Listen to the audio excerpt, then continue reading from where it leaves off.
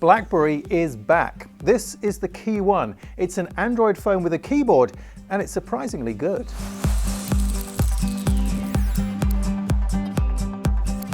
Back when the iPhone and Android first came out, BlackBerry was king and everybody loved the hardware keyboard. So much so that the New York Times called Apple's decision to put a software keyboard on the iPhone a billion-dollar gamble. Well, these days the gamble is the other way around. A lot of people are asking, why do you need a hardware keyboard? But that is the star of this phone. I've been using it for a little over a week and I found some real advantages to having proper keys to press. It certainly took a little bit of getting used to, but I've been getting faster as I've gotten more familiar with it, and I seem to be making fewer mistakes. There's a nice satisfying click when I type and it has a reasonably nice feel. And one of the disadvantages of the hardware keyboard is that the display doesn't take up the whole front of the screen. It's a big departure from all of the competitors to this phone, but I found it actually isn't that big of a deal. The KEYOne's screen is easily big enough for work, messaging and social media.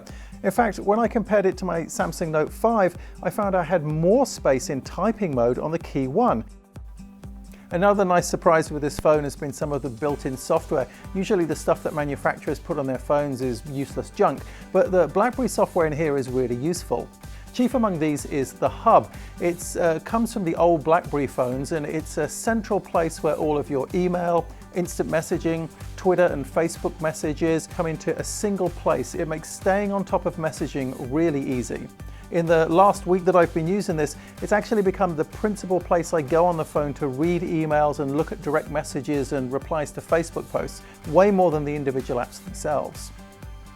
BlackBerry's Detect Security app has all of the security and permission settings together.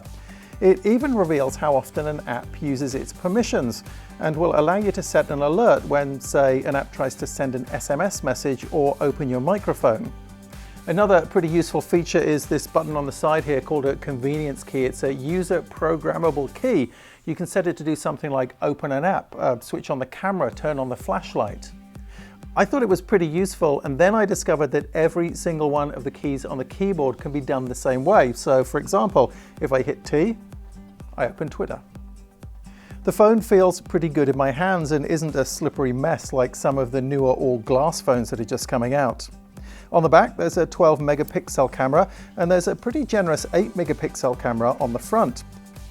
As a BlackBerry user from back in the company's heyday, I was really looking forward to trying this phone, and it hasn't disappointed. I've had a lot of fun using it, and it reminded me of a lot of the great features that my BlackBerry had that I lost when I came over to Android.